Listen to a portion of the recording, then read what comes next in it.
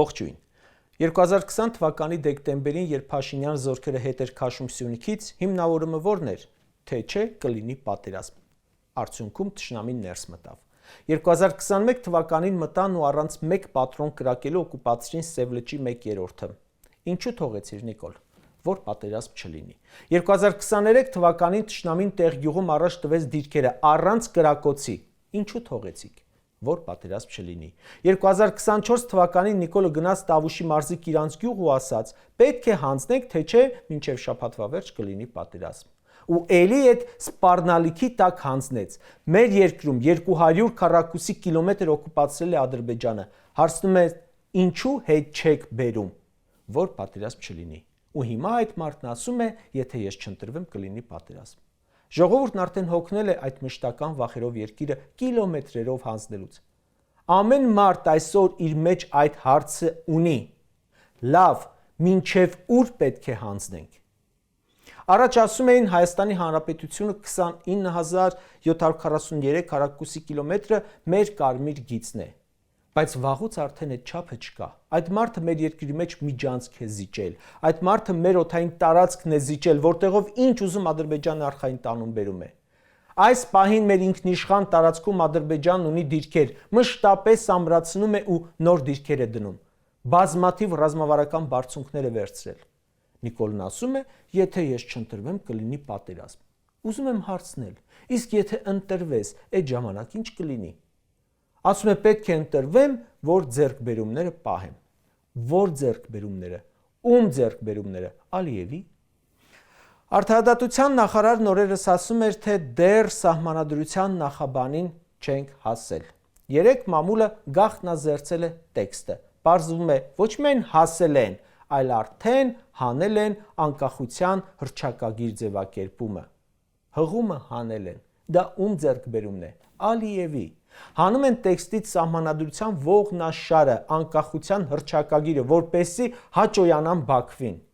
Նիկոլն ասում է, եթե սահմանադրությունը չփոխենք, կլինի պատերազմ։ Նոր սահմանադրությունից մեր ազգային արժեքներն են դուրս մնում։ Դա Ալիևի պահանջն է, Ալիևի հաղթանակն է։ Նոր սահմանադրության վերնագիրը ինչ է։ Հայաստանի Հանրապետության սահմանադրություն է, թե Արևմտյան Ադրբեջանի սահմանադրություն։ Տպավորություն եմ ստանում, թե հող են նախապատրաստում այդ հրեշավոր ծրագրի համար։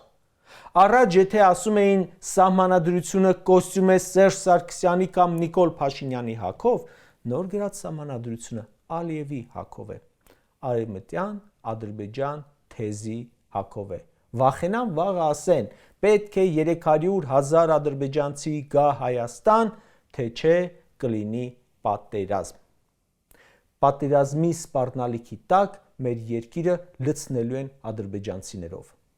Մյուս օրը պատերազմի սպառնալիքի տակ դարձյալ դպրոցներում հայերենն են քչացնելու։ Ասելու են համ հայեր կան, համ ադրբեջանցիներ կան, պետք է հայերենը չգերակշռի, թե չէ կլինի պատերազմ։ Ես վախենում եմ, որտեղ այս քաղաքականությունը այդտեղ է տանում։ Այ հետո կասեն, եթե մեր երկրում կա 300,000 ադրբեջանցի եւ չկա 10,000 ադրբեջանցի ոստիկան, կլինի պատերազմ։ Եթե ադրբեջանցիներն իրենց դեպուտատները չունենան խորհրդարանում, կլինի պատերազմ։ Եթե մեր երկրի բնակչության ազգանունը յանով է վերջանում, կլինի պատերազմ։ Քանի դեռ մենք մկրտում ենք մեր երեխաներին, կլինի պատերազմ։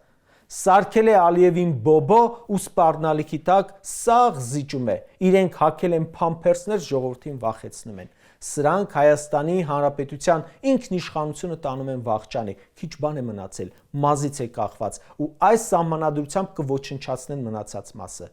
Սա ոչ սահմանադրության փոփոխություն է, ոչ նոր սահմանադրություն։ Սա սահմանադրության հանձնումն է Ադրբեջանի կամքին։ Իշխանությունը մորթել է մեր մայր օրենքը։ Մեր ինքնության հիմքերը քանդում են եվրոպական արժեքների փաթեթավորմամբ։ Այդ սահմանադրությունը սեփական պատմությունն ուրանալու եւ թշնամու առաջ ծնկի գալու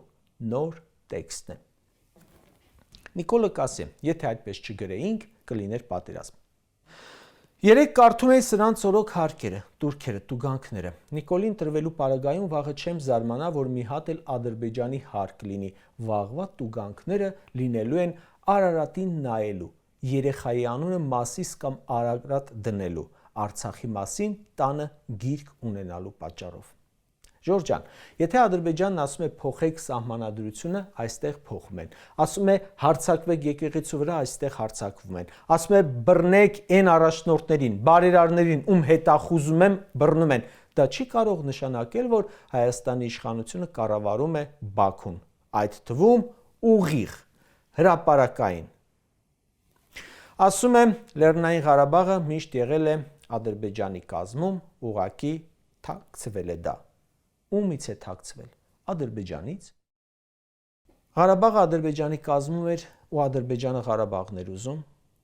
Ասում է ոչ մի իշխանություն Ղարաբաղի վրա այնքան ներդրում չի արել, ինչքան մենք ենք արել։ Նկատի ունի 2020 թվականի պատերազմից հետո շենքեր են սարքել։ Ու ասում է, որ Ղարաբաղը մերը չէր, զուգահեռ է ասում։ Այսինքն Նիկոլը ներդրում է արել ըստ իրեն, իմանալով, որ Արցախը Ադրբեջան է։ Այսինքն ներդրում է անում Ադրբեջանում։ Գիտեք, Արցախի համար բան անելը, ներդրում անելը, Արցախը պահելն էր։ Չես պահել, ուրեմն մյուս ամեն ինչ լոլո է։ Բոլորդ կարդացել եք այս օրերի սարսափելի լուրը։ Խորթ մայրը բռնության է ենթարկել մեկամյա երեխային, որը ծայրահեղ ծանր վիճակում հիվանդանոցում է։ Նիկոլի իշխանությունը այդ խորթ մայրն է։ Բռնության է ենթարկել երեխային, Արցախին, որը իրենը չէր, խորթ էր, կապ չուներ իր հետ։ Հետո 3 տարի մնաց կոմայի մեջ ու դրանով չբավարարվելով սպանեց այդ երեխային խորթ մայրը։ Ուղղակի այս պատմության մեջ խորթ մորը կալանավորեցին, իսկ մեր պատմության մեջ սա ազատ ֆրֆռում է ու հլը էլի հավակնում է պետության ղեկավարի աթոռին։ Նիկոլն ասում է, եթե ես չընտրվեմ, սեպտեմբերին կլինի պատերազմ։ 3 հատ պատերազմ է բերել ինքը, 3-ն էլ սեպտեմբերին, ու 3-ում էլ պարտվել է։ Իդեպ այս իմաստով եւս Փաշինյանը համաշխարհային ռեկորդակիր է։ Բոլոր պետություններն էլ իրենց պատմության ընթացքում տեսել են պատերազմներ։ Բայց չի եղել պետություն, որտեղ այդքան պատերազմ բերի նույն մարդը 3 տարում եւ նույն ամսին։ Այնպես որ Փաշինյանը միայն էկրանին կուկուռուզ կրծելու եւ պերաշկի ուտելու առումով ռեկորդակիր չէ։ Մինչ այս ասում էր խաղաղությունը հավիտյան է եւ անշրջելի, հիմա ասում է սեպտեմբերին կլինի պատերազմ, այսինքն բոլորովին էլ անշրջելի չի։ Ասում է, եթե Քոչարյանը գա, կլինի պատերազմ։ Քոչարյանի կենսագրությունը մինչ նախագահ լինելը պատերազմ հաղթելու, նախագահ լինելով հաղթանակը պահելու, պատերազմը կանխելու կենսագրություն է։ Ասում է ընդդիմության ռետորաբանությունը բերելու է պատերազմի կոչեր են անում։ Այսօր էլ պաշտպանության նախարարն էր նման մի բան ասում։ Հարց են տալիս, ընդդիմության հետ որ մի հայտարարությունն է ռազմատենչ, որ հայտարարությունն է բերելու պատերազմի, լեզուն քարկապ է ընկնում։ Պատասխանատու պաշտոն զբաղեցնողները շատ անպատասխանատու սուտ թեզեր են տանում։ Վերցրեք որևէ ընդդիմադիր դերակատարի ելույթ, ասեք, սա բերելու է պատերազմի։ Նիկոլի խոսքը, եթե չանենք, կլինի պատերազմ, այ հենց դա պատերազմ բերելու խոսույթ է, բայց ասեք ընդդիմադիրների մի խոսք, որը պատերազմի սպառնալիք է։ Ավելին, ընդդիմության դերակատարները ու առաջին հերթին հենց նա, ումով վախեցնում են, Ռոբերտ Քոչարյանը ասում է, ես բերելու եմ երաշխավորված խաղաղություն, այսինքն ոչ միայն պահպանելու է խաղաղությունը, այլ անելու է այնպես, որ երբեք չխախտվի։ Ի տարբերություն Նիկոլի, որ ասում է, ես չլինեմ վարչապետ, կլինի պատերազմ, Քոչարյանն ասում է, ես խաղաղությունը դարձնելու եմ այնպիսին, որ ով էլ լինի վարչապետ, Ադրբեջանում էլ նախագահ, խաղաղությունը պահպանվի, երաշխավորված խաղաղություն լինի։ Ասում է կվերականգնեմ բանակի մարտունակությունը, որը երաշխիք կլինի իր հերթին, որ պատերազմ չի լինի։ Բանակը այսօրվա նման չի լինելու։ Այսօրվա Նիկոլի ու Պապիկյանի անվտանգությունը ոնց որ նուֆ-նուֆի տնակը լինի։ Քոչարյանն ասում է, հզոր դաշնակից կունենանք, որը եւս մեկ երաշխիք կլինի խաղաղության։ Ասում է, ես կապահովեմ բացարձակ հուսալի անվտանգ երկիր։ Դուք որտեղ եք տեսնում պատերազմի վտանգ այստեղ։ Կարճ ասած, Նիկոլ Փաշինյանի խոսքից, թե եթե ես չընտրվեմ կլինի պատերազմ, արդեն տպավորություն է, որ այս հարցով հստակ պայմանավորվածություն ունի Ալիևի հետ։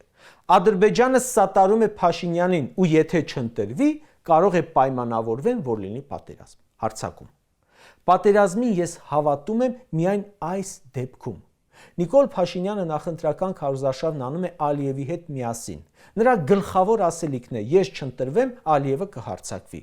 Եվ ուրեմն կարծում եմ, ժողովուրդ, պետք է հստակ ընտրողը ոչ ասի Փաշինյան-Ալիև այս պայմանավորվածություններին։